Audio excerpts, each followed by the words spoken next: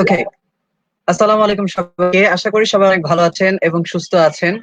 আজকে আবার উপস্থিত হয়েছি চমৎকার একটি অ্যাস্ট্রো টক নিয়ে। Today we have a very special guest. It's none other than Sir Christopher Mike. He's the Solar System Ambassador of NASA. He's also the Executive Director of the STEM educational nonprofit Space Station Croix, blogger for the Space Science Institute and producer for the interview series Women in STEM. So today he's gonna say like New Horizons mission exploration in the Kuiper belt. So I will not destroy the live talk. So let's get started. Welcome to the Astro-Talk, sir. How are you, sir? Very good. Thank you for having me. Good evening. Yes, sir. Good evening. We are really glad to have you in our live talk, sir. I'm glad to be here. Thank you for inviting me. Okay, let's get started, sir. Very good. So my name is Christopher Mick, and again, I'm work here as a NASA Solar System Ambassador in the Midwest of the United States. One of the programs I'm going to be presenting tonight is one that I do often here, and it is on specifically the New Horizons mission that explored Pluto, and also is currently exploring in the area called the Kuiper belt. So I have a couple things from the mission here. So these are the official mission patches for the New Horizons mission to Pluto, which was completed in 2015. And then there was an extended mission, which New Horizons is currently on, where it's exploring objects in the Kuiper belt, which we'll be talking more about later today. So those are the two kind of program patches for the mission. And then I'm sure many of you may have seen some of the famous images that New Horizons took when it had its Pluto encounter in the summer of 2015. So magazines all around old scientific journals stories on that. So I'm going to try to share my screen here because I have some slides to share with you that kind of help break down the mission and the scope.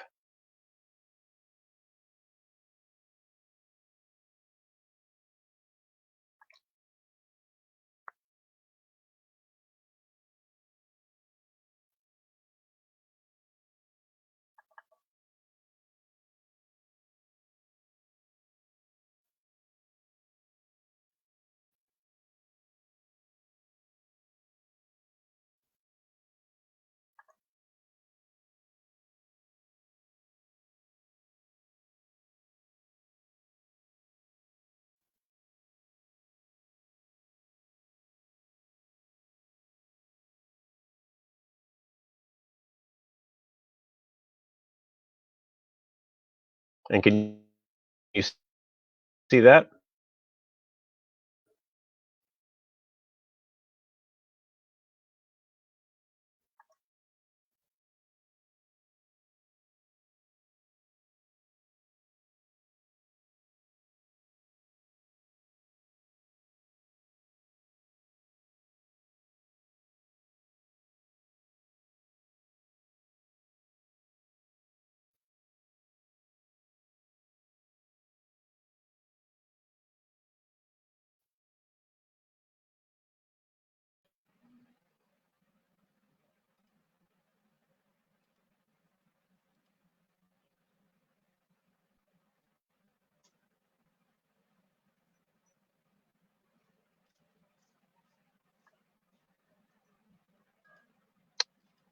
My screen.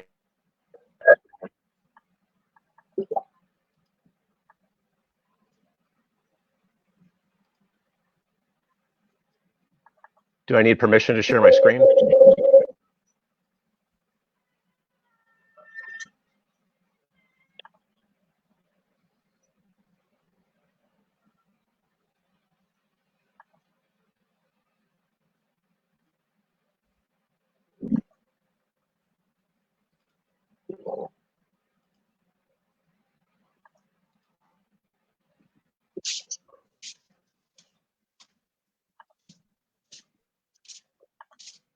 Okay, it looks like it's loading up. Sorry for the delay on that. I'm trying to get my screen to share with you so you can see my slides here.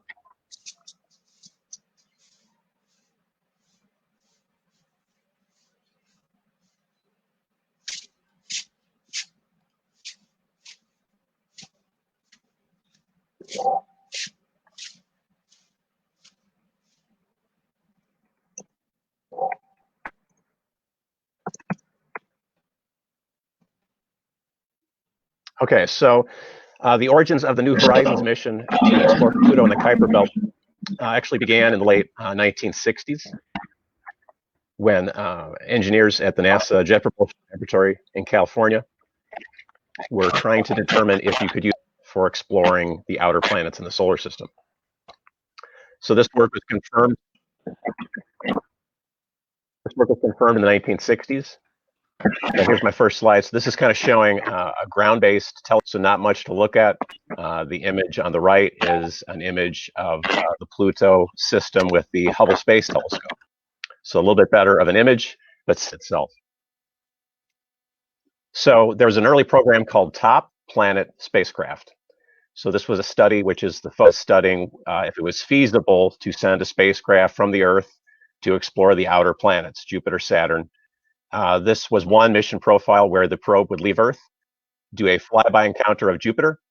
So that was one of the original plans. This was verified in 1961 with engineers working on the three-body problem of gravity effects and revealed that this could program. We've achieved that end. We've sent probes to all the major objects in our solar system. All the planets have had robotic encounters, as well as asteroids, the sun, comets, and now we're exploring out in the Kuiper Belt.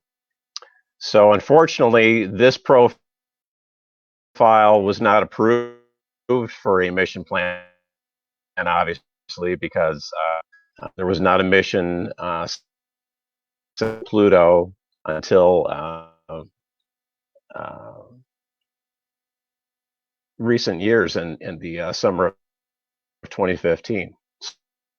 Dr. Alan Stern, he's the principal investigator for New Horizons and has kind of spearheaded the mission. And then this is what the New Horizons spacecraft looks like. So it's got 7 instruments on it, and a main communication antenna that you can see there. So some of the instruments, it has 7 main instruments, which are listed here on the right. You can kind of see them. Most of the instruments are around the side of this is the visible infrared camera in this area. The ultraviolet spectrometer is here. The dust sensor. There's a telescope. The solar wind monitor, energetic particle detector, and then this area, the black area here, is the radioscopic thermoelectric generator. That's what supplies the power. It's a thermoelectric coupler that provides the power source for the New Horizons spacecraft. And then obviously the main communication antenna, which relays all the data collected by these instruments back to the Earth for download.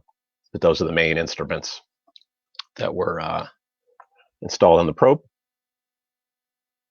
And then this was taken as of yesterday, updating these slides. So the current elapsed mission clock is 14 years, 6 months, 0 days, 4 hours, 31 minutes, and 50 seconds. This was as of last night when I was correcting the slides. So it's been a very lengthy mission.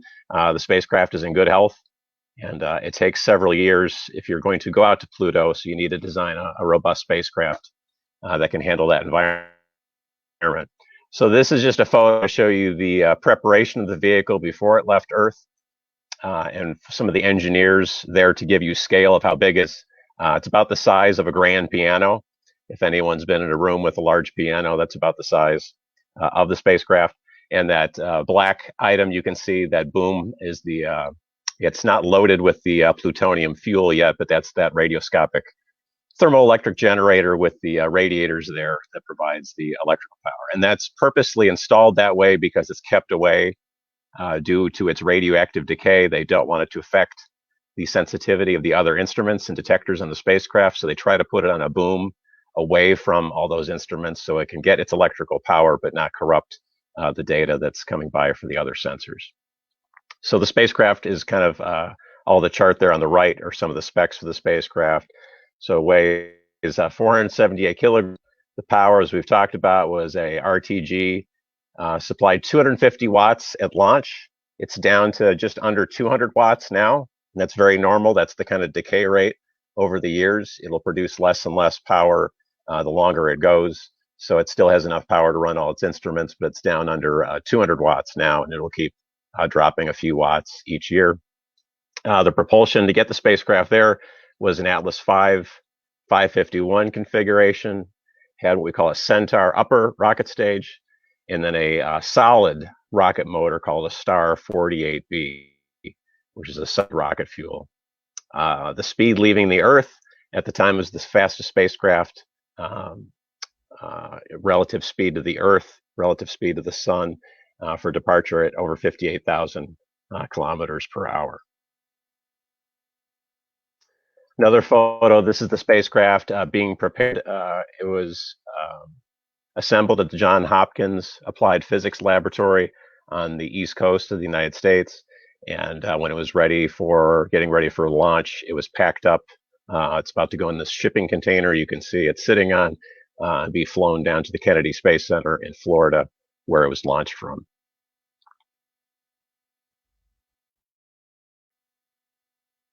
And then this is a photo of the launch of the rocket at the Kennedy Space Center in Florida.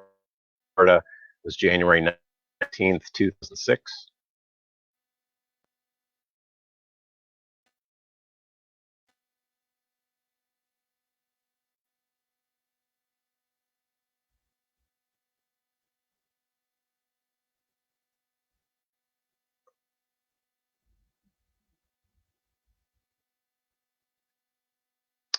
And then this is a little bit of the preparation for the spacecraft. So on the left, you'll see there's two sections to the payload fairing, which you can see sealed up on the right. It comes in a two-part section. You're seeing one, sorry, I jumped ahead there. So you're seeing one half there. So that's the spacecraft in the gold kind of Mylar thermal protection film at the top. That's that solid rocket booster below it. And then both as the payload fairing will be mated together, and that's what you see here on the top of the Atlas rocket. And then this is the second stage booster, that Centaur we talked about. That's right below here on the rocket. And then this rocket also features some solid rocket boosters at liftoff to give it extra velocity for getting up. So this is when it's being rolled out to the launch pad. This is obviously being encapsulated in preparation for launch.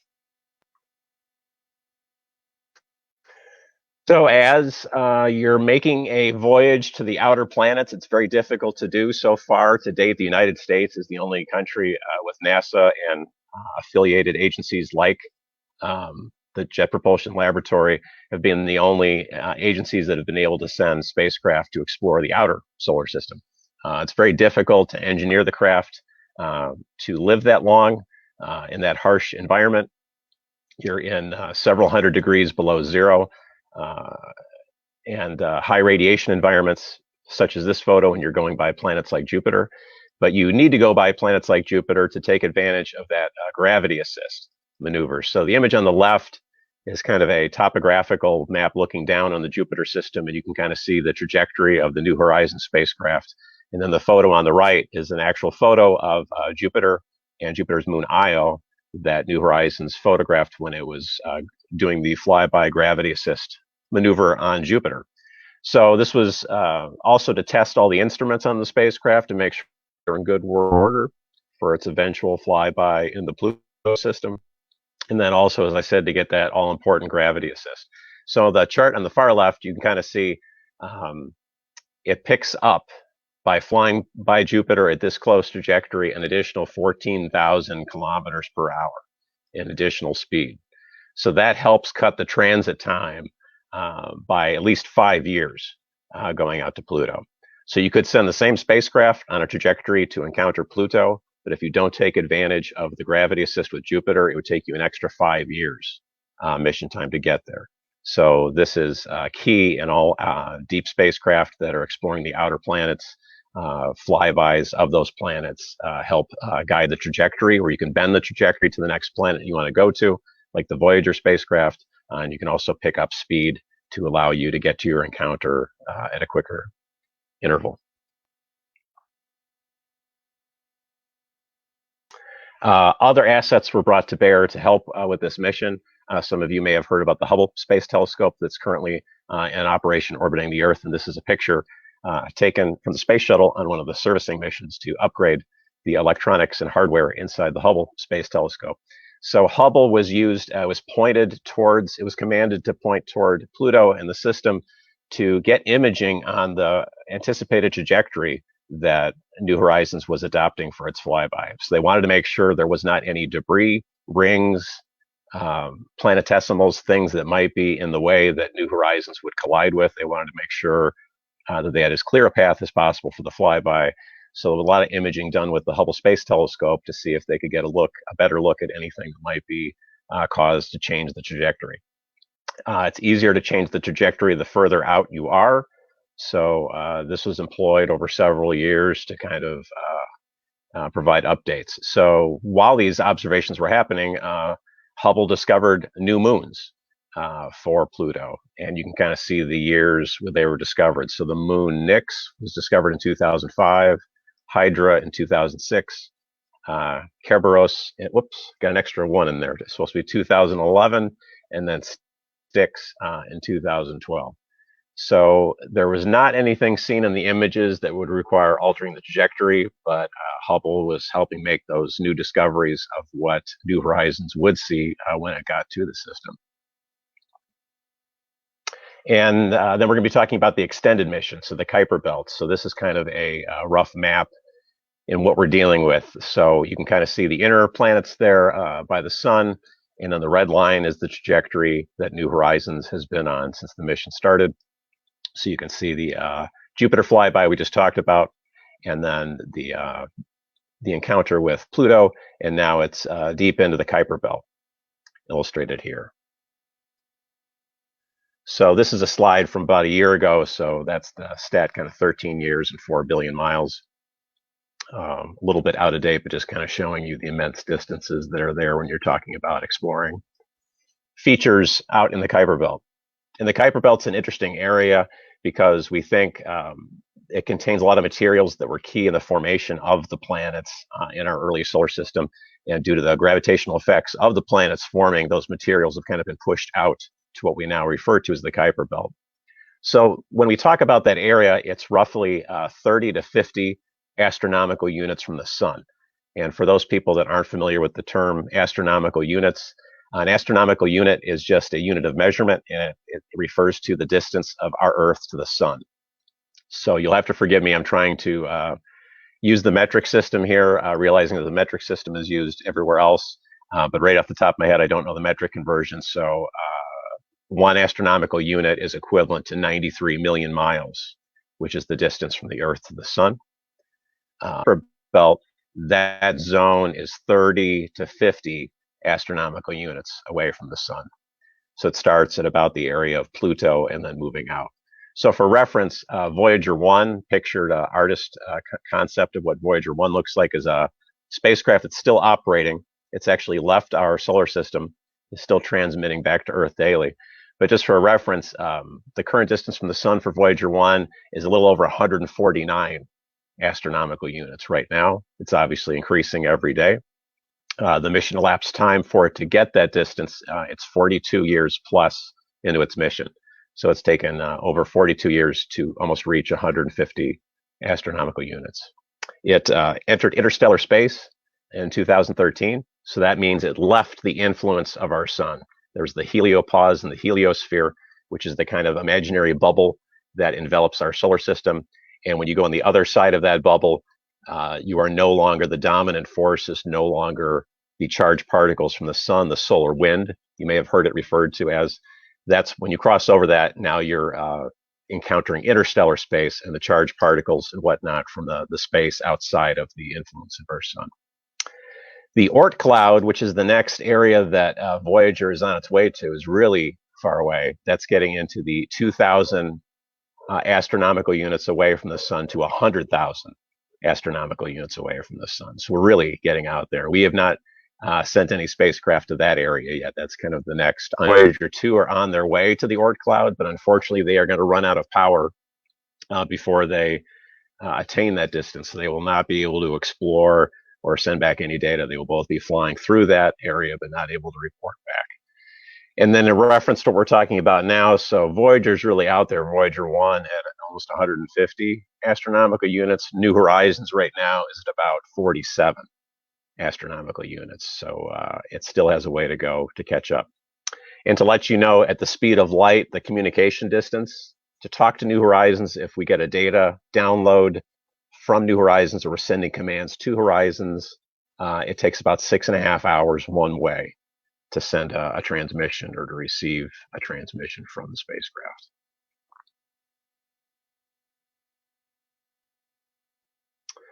And then this is what I showed another image of on that magazine cover at the beginning 15. So you can see a much better image than we were able to get with our ground-based telescopes.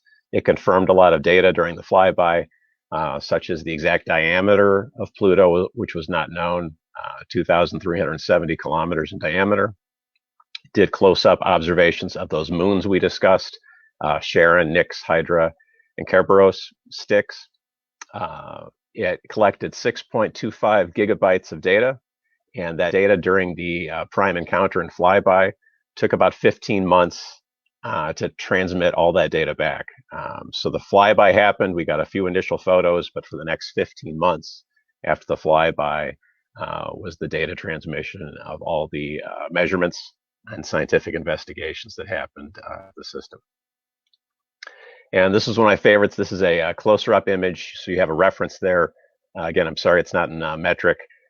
50 miles is represented by that yellow bar, so you can get a scale for distance. So there's these amazing features that were very unexpected that were found on the surface. And so these are kind of a detail of one of the plains and then getting into kind of a mountain range area. So more than 98% of Pluto's surface consists of solid nitrogen. There's traces of methane and carbon monoxide. Pluto is tidally locked with its moon Charon.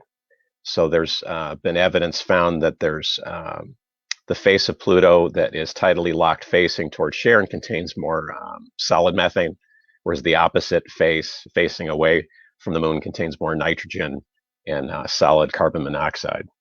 So there's been water ice and a lot of geologic activity happening. You can see there's hardly any cratering seen in this image, and scientists expected a lot more craters to be found on Pluto, and so that's evidence of that it's got this dynamic geologic activity happening that is making this material fairly young in astronomical standards. So not any impacts seen in this area, but these unexpected very high mountain ranges, migration activities of elements seen on the surface.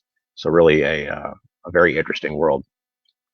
This is the aforementioned Charon that we discussed before, and that kind of orange, reddish spot at the pole was interesting. Some of the evidence gathered during the flyby was that the north and south pole of the moon receives enough ultraviolet light, even that far out, that it allows the methane molecules on the surface to kind of link together. And then when that linkage happens, you get that coloring. that coloration of those. And sometimes there's some nitrogen added in when those methane molecules are mixing together, and they're called tholins.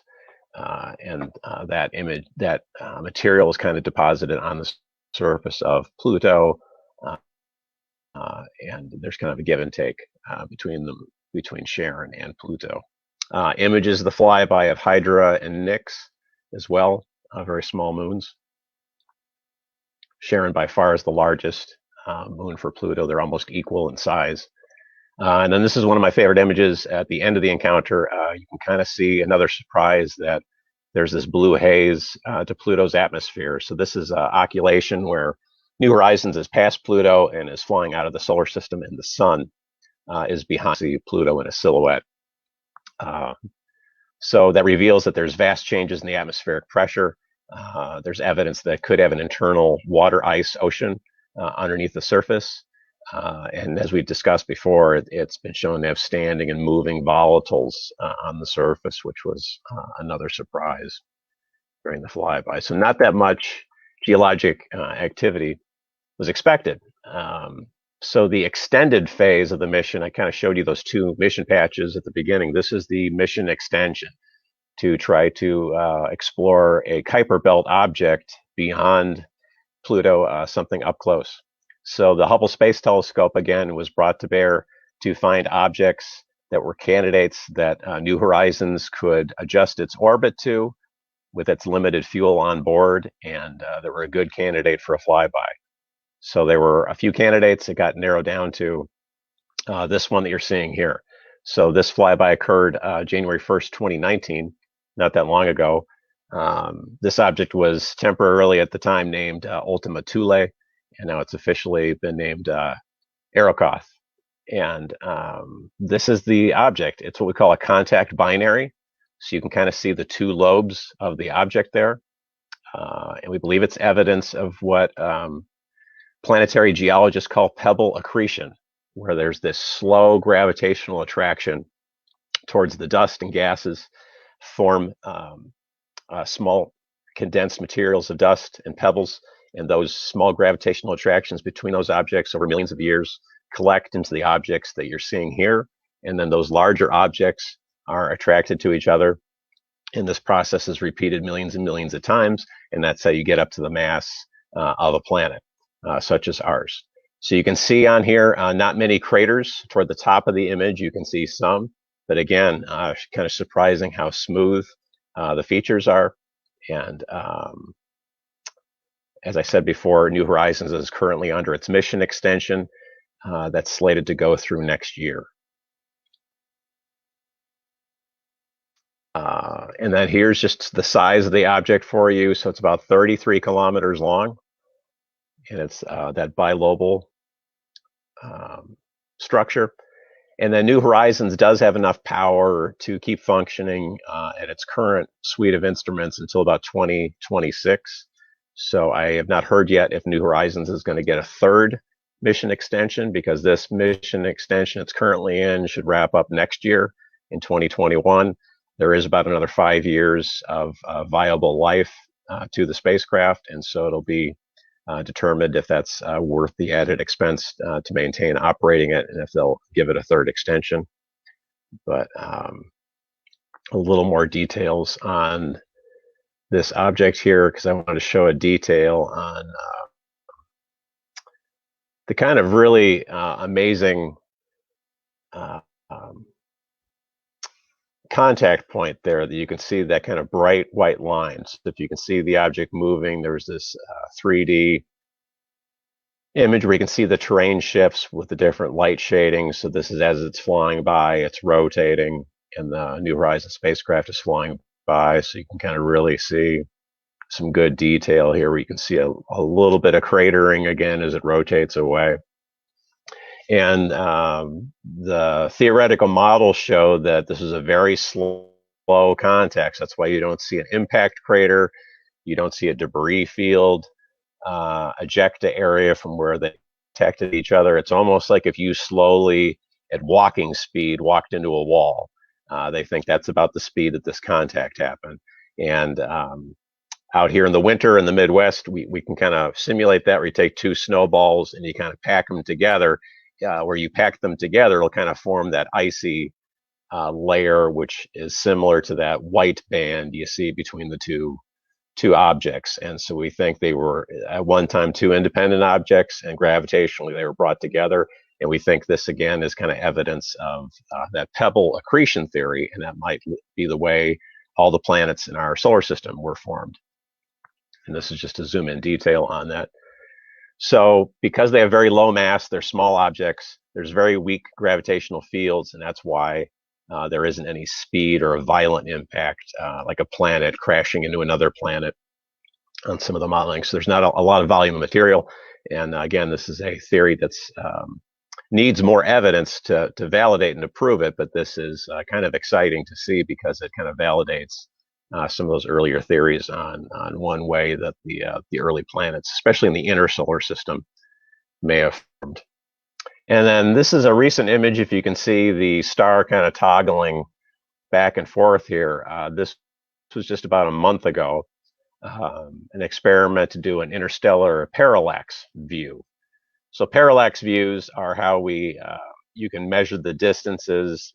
Early astronomers, when they're trying to figure out, verify the distance, for example, of the moon from the Earth, you can do a parallax where you have one astronomer looking at one country, and you have another astronomer at the same time on a different part of the surface of the Earth, looking from their angle. And when those two lines converge, that's the parallax. And then you can verify the distance of the object. So this particular image is toggling between a current image taken from New Horizons, imaging the star Proxima Centauri, and then the same star image from the Earth. And because New Horizons is 7 billion kilometers away from the Earth right now, we are seeing Proxima Centauri in two different places in the night sky because we're 7 billion kilometers away from each other. So that's New Horizons using its telescope, I kind of pointed out in that earlier image, and then we're using a ground-based telescope, and that's how you're able to get a 3D image of Proxima Centauri. And this could be advantageous in navigational aids for spacecraft that in the future do deep space missions and maybe missions in the future going into the Kuiper belt. You can do relative navigation by imaging stars, comparing those images to what the Earth is seeing, and then get your parallax information on the distance, and it'll tell you where you are in space. You can kind of think of it as a GPS for deep space. And then how do we get all this data, wonderful data that we've gotten back on the parallax experiment and on these Kuiper belt objects? So any spacecraft that's out that far needs to make use of what's called the Deep Space Network, or the DSN.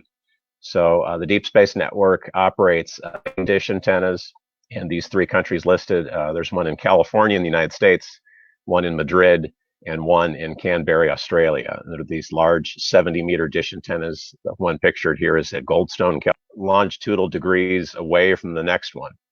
And so that gives you, if you can picture the Earth, no matter which way the Earth is rotated at any particular time, that gives you at least one dish that's able to communicate either sending or receiving data at any given time with any spacecraft, no matter where they are in the solar system.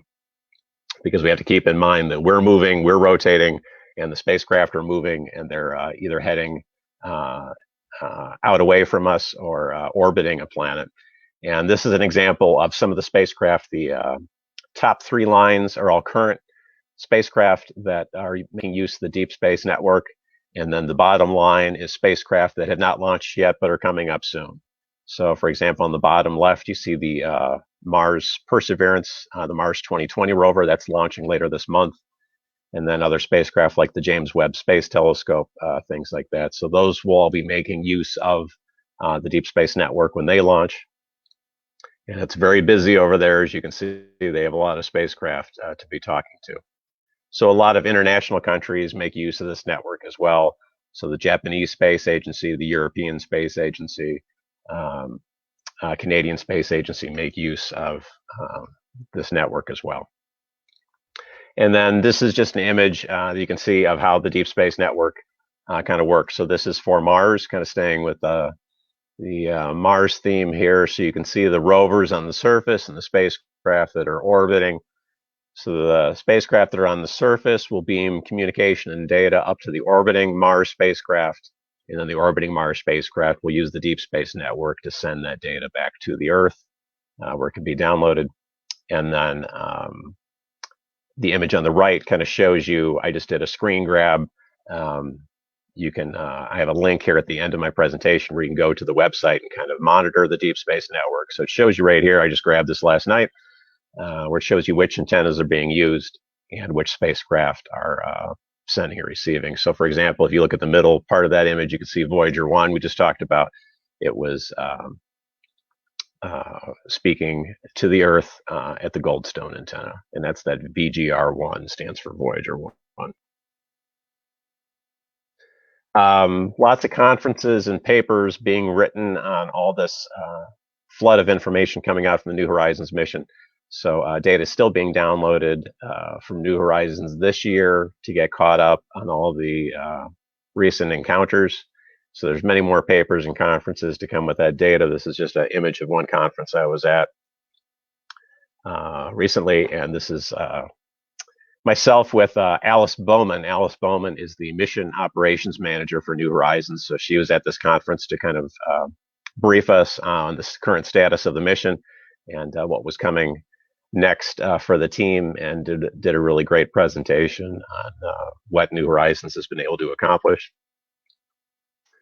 And then this is just examples of the stuff we do here. When we do this program, we have a lot of 3D models of the spacecraft and photos, whatnot, to kind of provide educational outreach opportunities for people that are interested in the mission. And then just a little background for the people that we kind of talked about in this presentation. Clyde Tombaugh is the astronomer that discovered Pluto. So he passed away in 1997. He discovered Pluto in 1930, also discovered several asteroids. When he passed away, some of his ashes were actually put on board the New Horizons spacecraft, so he was able to visit the planet that he discovered. And then there's a large geographic feature, kind of that heart-shaped feature that is on the surface of Pluto, has been named the Tombaugh Regio in honor of him. And he's pictured here with a home-built telescope before he became a professional astronomer. And then the Kuiper belt is named after Gerald Kuiper. He was a Dutch-American astronomer, 1873, pictured here. So his work led to understanding that Kuiper belt objects are made up mostly of frozen volatiles, like frozen water ice, hydrogen, methane. And then some of the examples of confirmed Kuiper belt objects that we have found in the outer solar system.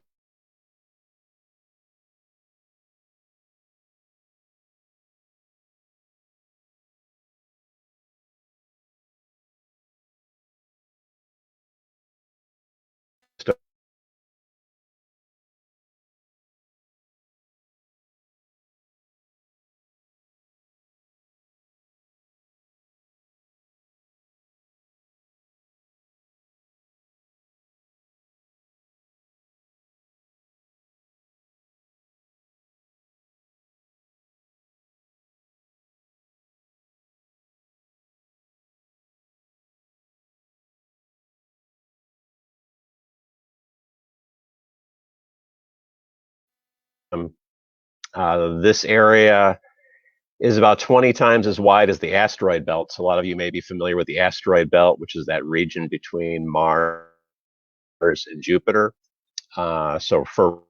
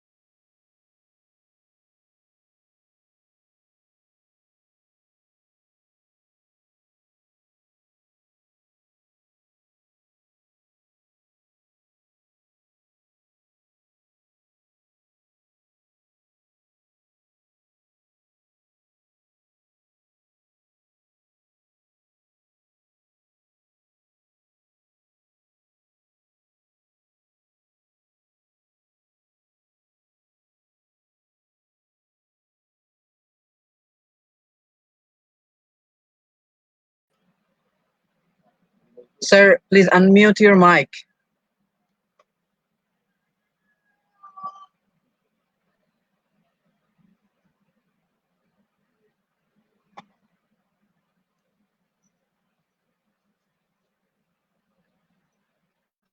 Sir, please unmute your mic.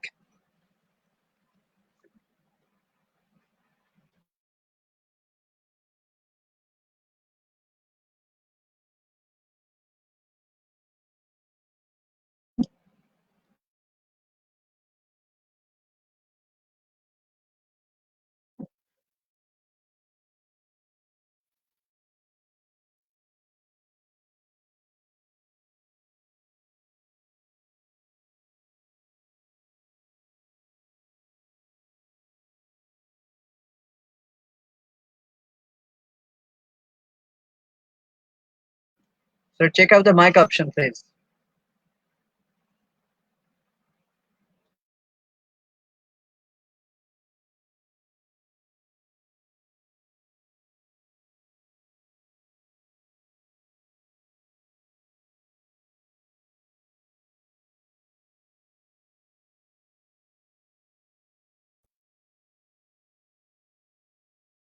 Sorry about that. Yeah, it's clear, sir. Okay.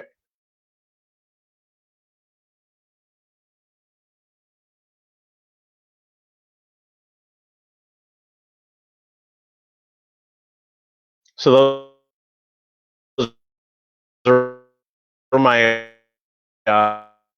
slides. I don't know if there's any questions.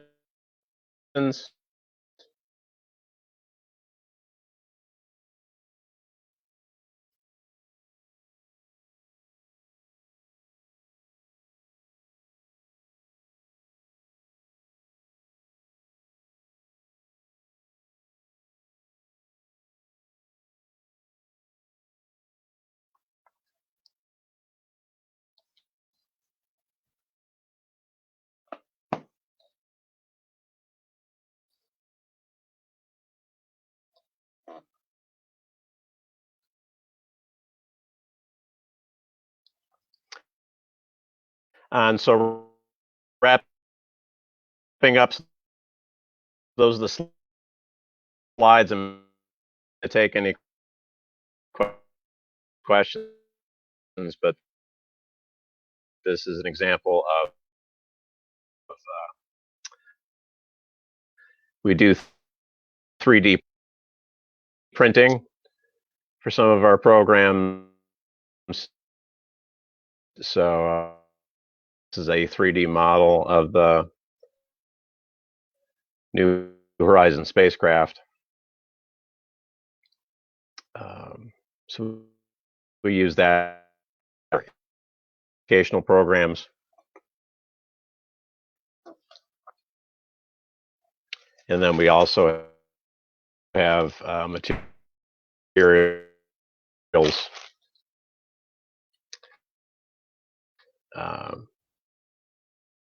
This is Kapton foil, which is that material that you kind of gold material you saw wrapped around the spacecraft. So it's a very lightweight, almost like a plastic, but it thermally protects the spacecraft. It reflects all the harmful sunlight, keeps all the computers and instruments warm, the fuel from freezing up. In the lines, it's kind of made in these sandwiches. You can see the thickness there.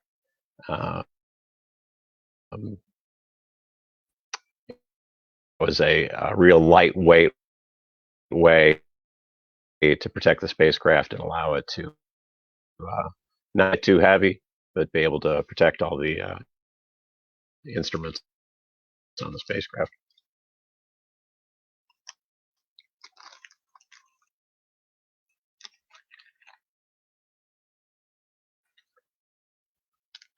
And I don't know if there's questions.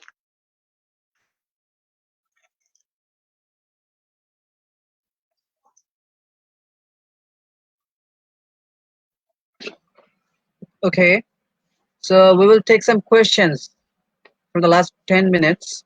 And we have a lot of questions, sir. Can you hear me, sir? Well, I think that's about all I had, unless there was a... Okay, the very first question is from Sadat Iqbal Priyam. Can Planet 9 be a Kuiper built object?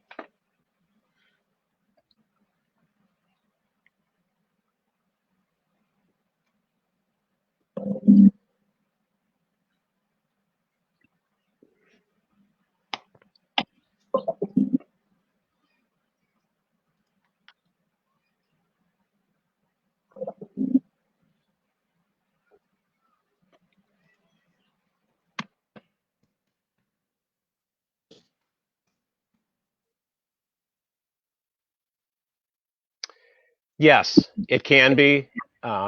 It's kind of laying out the way that the Neptune was discovered, was kind of the mathematical equation of noticing the gravitational tug effects on Uranus, and it led people to be thinking to be a larger object that was out further than Uranus, that was providing this change in orbit, this kind of wobble. And so that led to the discovery of Neptune. The mathematics kind of pointed to where Neptune would be. These comets, like we're talking about Halley's Comet, where orbits are kind of being deflected to a certain part of the solar system. And one of the explanations for why those cometary orbits would be something the size of like a Neptune, it would not be a small object like Pluto. So we don't know the circumstances. Was it once an inner planet and it got kicked out due to a collision into a highly eccentric orbit? That would be very large for a Kuiper belt object, if indeed it is a single Neptune-sized object. But yes, until we get confirmation on Planet 9's location and imaging of it as to what its origin is, there's also been a theory that it could be a rogue planet, a planet ejected by another system that got pulled in and have originated in our solar system. So it's in it, but we don't have definitive proof yet either way. Okay. The next question from Prostoy Shikdar. Is Pluto a member of Kuiper belt?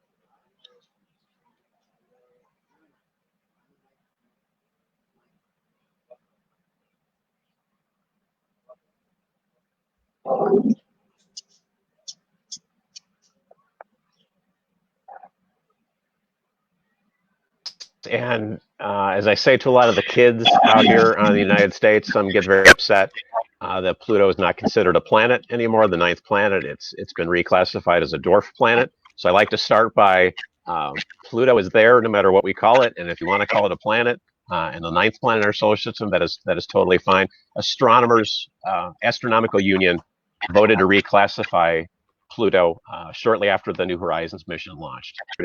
They got reclassified dwarf planet. So the reasoning behind that classification, I won't go into all of it, but it's pretty much, they said criteria for being a planet are you need to be able to clear your orbital plane. You need to, and then being out of the ecliptical plane was another knock against. So the size of Pluto, the moons compared to it, Charon's almost equal sized to Pluto. So there's a reclassification. So right now, if you're flipping through a scientific journal or an astronomy magazine, Pluto is a Kuiper belt object, and it's often referred in comparison to the other planets in our solar system, but it's the largest Kuiper belt object that we've seen thus far. So that's the current kind of scientific astronomy rationale for Pluto's classification.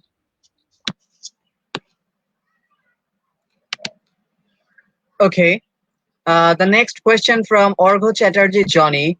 How can a Bangladeshi be a part of your outreach program? Is there any way? Well, it's a good question. I mean, I know there's access, public access to all the NASA websites, like I've listed in my slides. So if you go to nasa.gov, you can get free access to all the latest information on New Horizons and all the other missions that I kind of showed that slide on the current missions using the Deep Space Network. Our website and social media is all obviously accessible worldwide. So Space and Croix is on Instagram and Facebook, Twitter. We have our website, so you're welcome to interact and use all of that. And then, unfortunately, with the COVID-19 virus issues, we've kind of shut down all of our public outreach programs we normally do here in the United States. So we've moved to doing more things like this, where we've done video presentations, YouTube videos, things like that. So I invite everyone to interact or request video ideas that way through our website or our social media accounts. We'd be happy to address a topic or answer questions or show resources for that.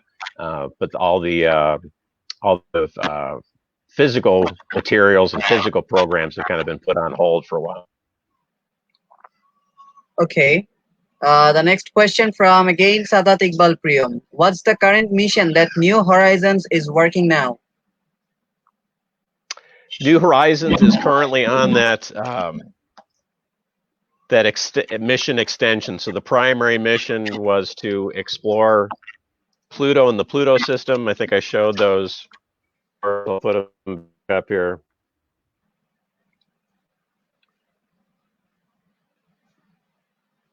So there we go. So this was the first main mission objective, was to explore Pluto and the Pluto system.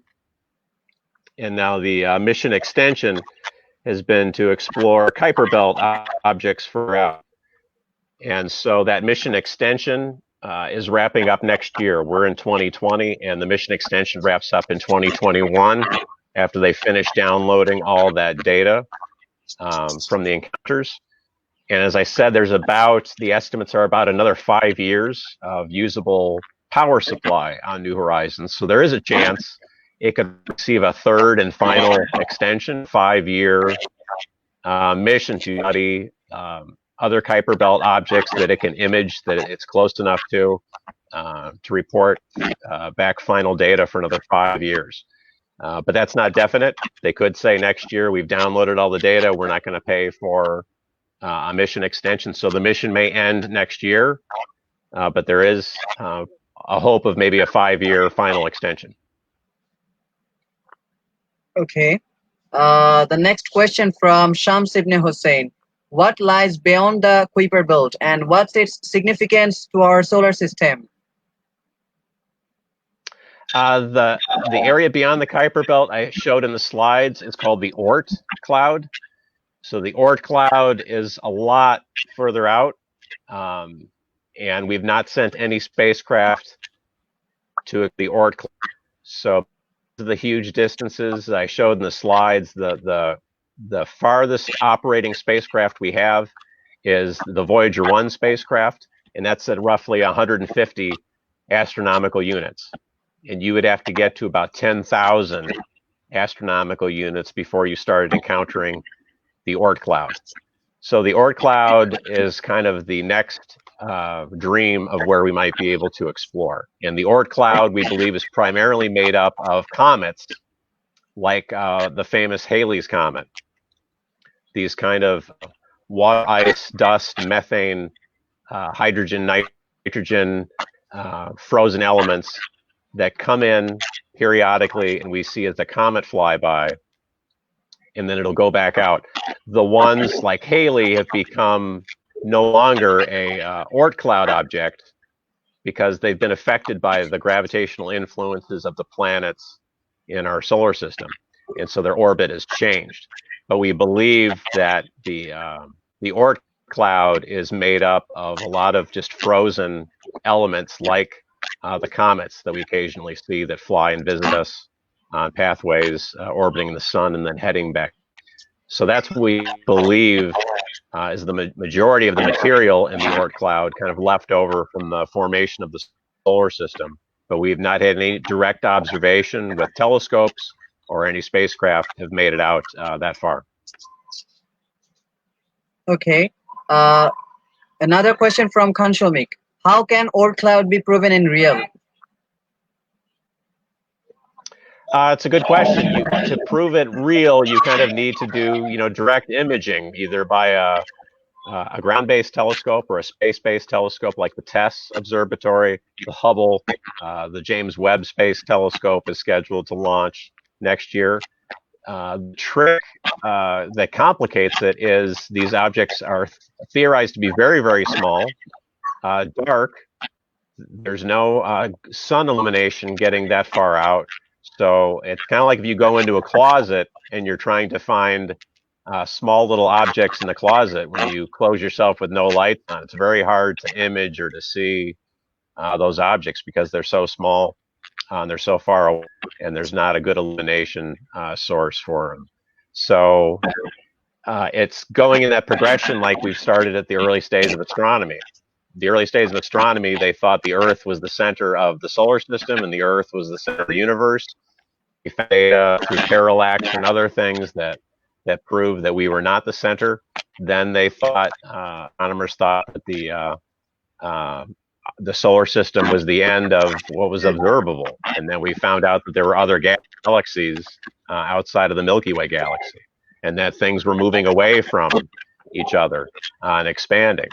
So we keep getting more data, and our eyesight gets further and further out in what we can see and what we can know about. But yeah, the Oort cloud would be the next theoretical, based on what we've seen with the comets that we do know and observing their orbits and their makeup. We have a good theory and models of what the Oort cloud is, but it is just a theory. And until we get a spacecraft mission or a way to image objects out there, it's going to be just that, just a theory.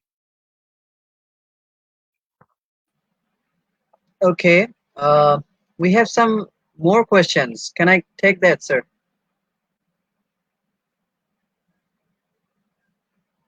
I didn't hear the very beginning of it. Okay. Another question from Hanaf Dihan Chaudhary. What happens if there is no Kuiper belt? Does it has great impact in our entire solar system? It has an impact in that a lot of the comets and that we see and that have eccentric orbits that come into our solar system, where that material comes from.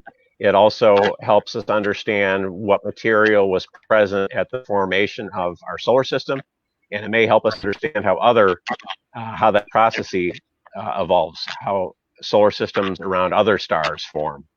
And so it lets you know what was present at the beginning, how the planets that form affect the leftover material. As we've talked a little bit about today, we know we have the asteroid belt between Mars and Jupiter that we've sent spacecraft to visit objects in the asteroid belt. We have also now had spacecraft visit the Kuiper belt and image that. The next goal would be to image in the Oort cloud. So everything, all the data we can get just helps us understand how these things come about. because we have a lot of guesses, and that has obviously changed over the years.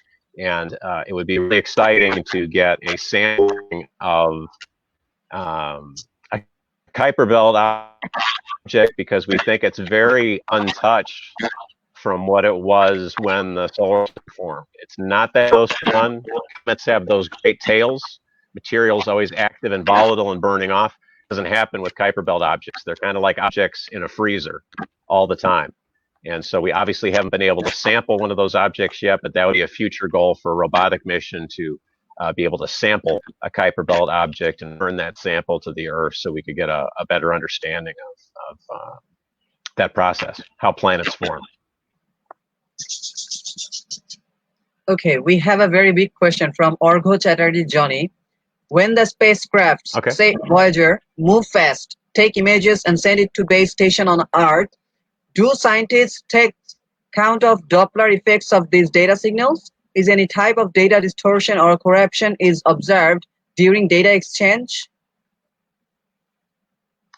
Yes, there are Doppler shifts that occur, and sometimes they're done on purpose. The Voyager spacecraft, New Horizons, a lot of the deep spacecraft will intentionally transmit data back through the atmosphere of a moon or a planet as the spacecraft is flying by. We've also done this like the Cassini spacecraft with Saturn's rings. We've purposely transmitted back to Earth going through the material of the ring. So this gives us a lot of information, as you might guess, on what constitutes the particles in the rings, because we can get those Doppler shifts in that spectroscopy and information as the shifts are measured receiving on the Earth. So almost every deep space mission has made use of transmitting through the atmosphere of a moon or a planet as it's passing by, passing behind, and then also with planets that have ring systems, like the outer gas giants, ice giants, their ring systems, transmissions was always sent back through those rings to the Earth to kind of get more information.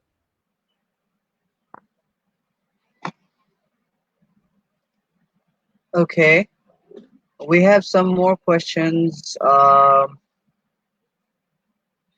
The question from again Shams Ibn Hossain. What's the likelihood of an Iris to moon-sized object existing beyond Pluto and the Kuiper belt? A moon-sized object? If I heard it correctly, what's the chance of a moon-sized object? Probably fairly good based on what we've observed so far. So Pluto, as I mentioned again, is kind of regarded as the king of the Kuiper belt objects. But as we talked about, we're not quite sure of the mass of material that we're dealing with out there due to our limited observations that we've made. Every year, the imaging is getting better. We have spaceborne telescopes that are able to image fainter and fainter items in greater detail. So the catalog is growing on them, and it'll be easier to do the mathematical calculations for how much is in the entire Kuiper belt if we can get good samplings on a relative section of the Kuiper belt. So it's just like any of our other explorations. You know, the Jupiter and Saturn had only been very limited exploration in the early days. Pioneer 10 and 11, Voyager 1 and 2 did these flyby missions. And then we mounted missions that stayed and orbited those systems. The Galileo spacecraft stayed in the Jupiter system for years and orbited Jupiter and its moons. As I mentioned before, the Cassini spacecraft stayed in the Saturn system, orbiting Saturn and its moons and studying the rings for years and years.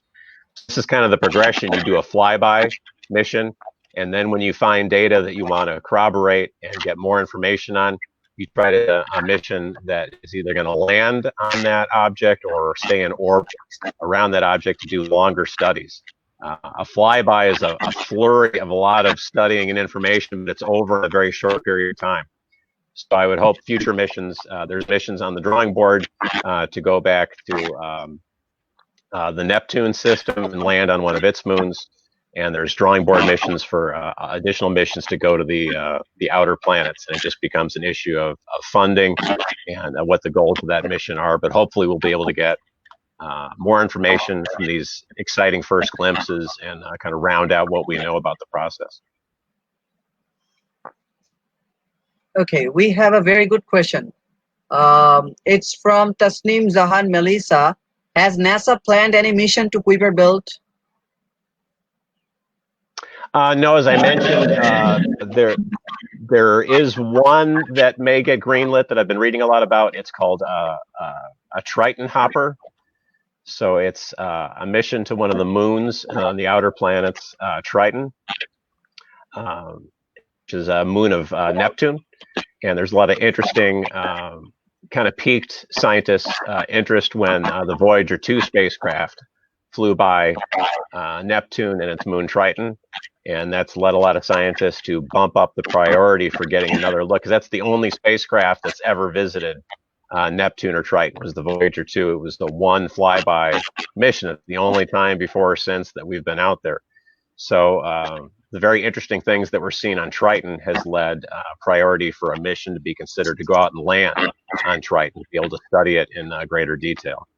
And there's theories that Triton might be a Kuiper belt object that got pulled into an orbit around Neptune.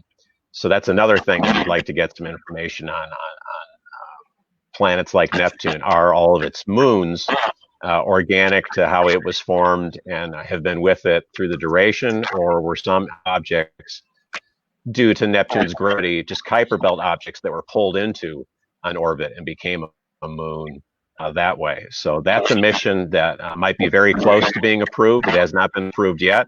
There's been a lot of design studies and research for what it would look like and how long the mission would take and how long it would be able to stay on the moon.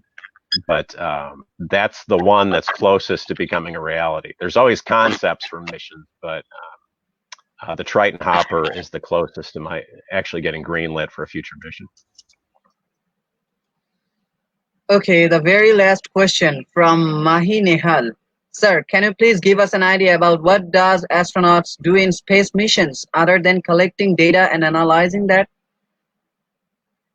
Well, astronauts, depending on the mission, obviously key focus for astronauts right now is the International Space Station, which I've got a model there you can kind of see over my shoulder.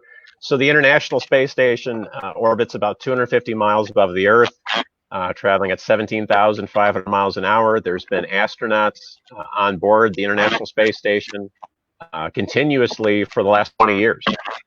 So we're getting a lot of good data on what happens to your body during a long duration mission. What kind of medicines might help conditions like osteoporosis, your bones thinning, diseases that we suffer here on Earth, how microbes and bacteria respond in a microgravity environment, what's the best diet and nutrition to increase your health and for lengthy missions. And then NASA itself is looking ahead towards returning astronauts to the moon and then hopefully going on to Mars. And Mars is so much further away, we really need these long duration studies on the space station, because a crew doing a Mars mission might be gone for 2 years between the travel time to Mars, the mission on Mars, and the travel time back to Earth. So the Apollo missions were about 2 weeks long visiting the moon. Mars missions would be 2 years long. So the space station has been invaluable for getting data on what are the physiological, the mental, the nutrition, the cardiovascular effects on your body in those really long missions. And then the space station has a great exterior platform. So there's a lot of universe observations of Earth resources, things like that. So there's a whole lot of science happening. A lot of countries send up their own science experiments and investigations and research they want to do from the 15 member countries. Students are doing science and experiments with International Space Station data. And then depending on the crew, they have specific goals that they're trying to suss out on their particular missions.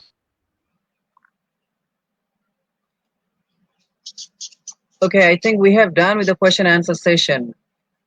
Thank you for being with us, sir. We are really happy to see you with us. We are expecting that. We hope in the forthcoming future we'll get back to you again. Oh, great. Well, thank you very much for having me. I hope that was informational and helpful to your audience, and I really appreciate you reaching out. Good luck to you. Thank you so much, sir. Until then, stay safe. Thank you much. You too. Bye, sir. Goodbye.